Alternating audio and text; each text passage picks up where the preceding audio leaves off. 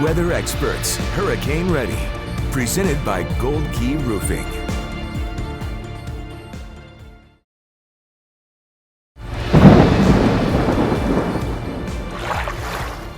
Been through lots of hurricanes, but I've been in Florida a long, long time. Times change. When it got really dark, everything started swirling around. But hurricane season knocks on the Sunshine State's door every year. You don't want to panic. That won't help anything. Tonight, the weather experts are here to help you prepare.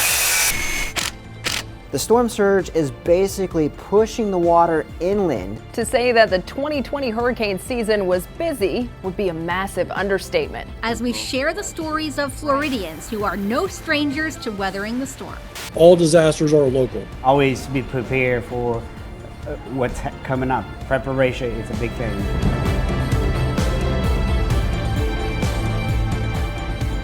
We are in beautiful Volusia County and the Ponce de Leon Inlet Lighthouse, the tallest in the state of Florida. It stood watch on the Atlantic coastline for more than 130 years. As hurricane season begins, your weather experts, they are on the lookout for the strongest storms heading for the Sunshine State. Welcome to Weather Experts Hurricane Ready. I'm Spectrum News 13 certified chief meteorologist Brian Carrick. And I'm certified meteorologist Maureen McCann.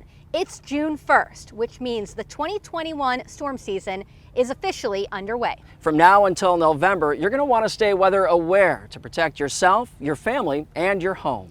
Longtime Central Floridians are no strangers to withstanding hurricane season. And things are starting to change just a bit. Our weather experts are here tonight to give us valuable insight and the best ways to prepare. Spectrum News 13's Curtis McLeod gets us started with a look at why storms are getting stronger and a little advice from some veteran storm warriors.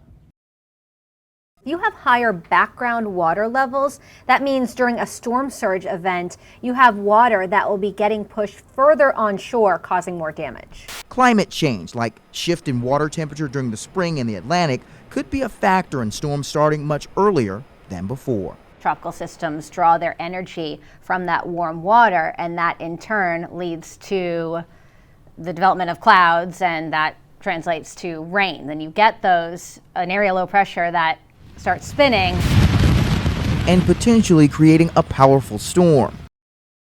So what are we looking at for this year? NOAA is predicting 13 to 20 named storms. 6 to 10 of those could become hurricanes.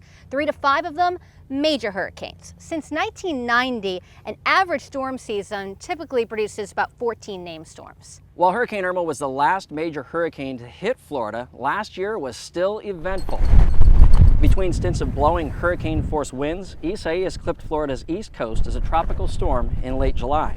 It battered the beaches and forced COVID-19 testing sites to shut down for a few days. The most intense storm, though, of 2020 to hit Florida was Hurricane Sally. When it made landfall in Alabama as a Category 2, it caused nearly $30 million in damage to the Panhandle, including knocking out a section of the Pensacola Bay Bridge. Then in November, Ada weakened to a tropical storm before making landfall near the Big Bend, dumping several inches of rain across Central Florida. 3 storms in 1 year, not too bad. But as Curtis highlighted, we're predicting another busy season this year. Keeping track of all these systems is challenging and sometimes confusing. Certified meteorologist and weather expert Mallory Nichols explains this is where another big change is coming into play this hurricane season. To say that the 2020 hurricane season was busy would be a massive understatement. Of the record-breaking 30 storms that developed, 12 made landfall in the United States, breaking the old record of 9 in just one season. Because of that, we blew through the annual list of 21 hurricane names put out by the World Meteorological Organization.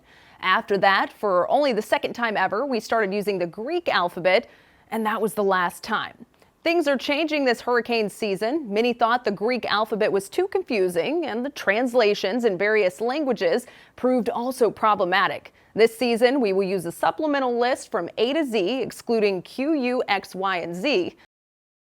The August tornado that hit the land in EF2 was sparked by a sea breeze collision. But Spectrum News 13 certified meteorologist Mallory Nichols says hurricanes also spur tornadoes. Usually we'll have EF0s and EF1s here in Central Florida caused by a front coming through in the wintertime or in the spring, sea breeze, collision activity in the summertime, and then a lot of our tornadoes actually come from hurricanes. Nichols says tornado touchdowns are more common in Florida than you'd think. In Florida, we actually have a higher frequency of tornadoes per 10,000 square feet. We're ranked the highest for that. When Irma came through Florida, Nichols says the storm brought more than 50 tornado warnings and more than 20 touchdowns. As a hurricane is making landfall, the friction with the wind from the hurricane hitting land can spin up that tornado.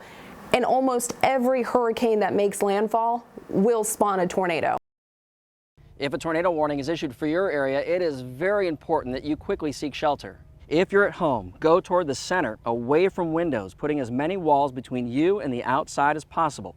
Move to the lowest level of your house. Bathrooms, closets, and a center hallway, always your best bet. For added protection, get under some sturdy furniture. Don't forget to protect your head.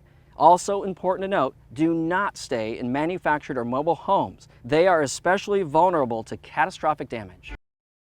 One of the biggest effects of a hurricane, power outages, and it's also one of the most frustrating. Hurricane Irma heightened those frustrations for Floridians. That storm made landfall in southwest Florida as a powerful Category 4 hurricane in September 2017. Then it weakened as it made its way up the state. With it came millions of outages, sending companies scrambling to restore power. It also raised questions about response times and the overall stability of Florida's power grid. Spectrum News 13's Justin Soto takes a closer look at the power progress as we begin this hurricane season. When your power goes out, several important safety practices should kick in. Remember, never use electrical equipment or electronics that have been submerged in water. Stay at least 35 feet away from downed power lines and don't touch anything that could come into contact with them. Never run a portable generator indoors. That includes your attached garage. And give crews plenty of space as they make repairs. Hurricane season is a lot to mentally prepare for. But it's just as important to physically prepare too. We have a saying here, all disasters are local. We take you inside the biggest hurricane supply room in Central Florida and how the state plans to help you survive the storm. Hurricane experts Weather Ready continues next. By now, you should already have your supplies and materials to ride out whatever storm comes your way. But while it's not too late to get your home ready before a tropical system hits, finding those supplies this summer could be a bit tricky. As Spectrum News 13's Greg Angel explains, the pandemic and population growth could actually prolong your preparations. So what do you need in your hurricane kit? The essentials: flashlights, batteries, and plenty of water. You'll want 1 gallon per person per day. Also a first aid kit, rain gear, and a manual can opener. There's a whole checklist of items you don't want to get caught without. The easiest way to pull it all together? Check out our hurricane checklist on the Spectrum News app. It has a full list for you. The earlier you stock, the better. You can also find it on our website, mynews13.com. The radar sends a beam of energy out to search for rain, storms, and tropical systems. Anything that the beam hits is sent back to the radar and is then shown on Spectrum News 13. Clastron 13 scans all of Central Florida in just 60 seconds. That means our team of certified meteorologists gets minute-by-minute updates on threatening storms and hurricanes. But that is just one feature of Clastron 13. What truly separates Clastron 13 from other television radars is the dual pole technology. Dual pole allows Clastron 13 to send 2 beams of energy. This second beam allows Clastron 13 to determine the difference between hail, rain, and even debris flying into the air. So what is storm surge? Well, the storm surge is basically pushing the water inland. That's what happens with the ocean waters, pushes inland because of the strong winds associated with a tropical storm or a hurricane. So you have your normal sea level, but notice when we get the stronger winds, that can push the sea level up higher than normal, up to 3 feet. Get even stronger winds, up to 6 feet to a foot or higher. So again, that's why it's important to know if you're in an evacuation zone, because even if you're not in a flooding zone, you can still have storm surge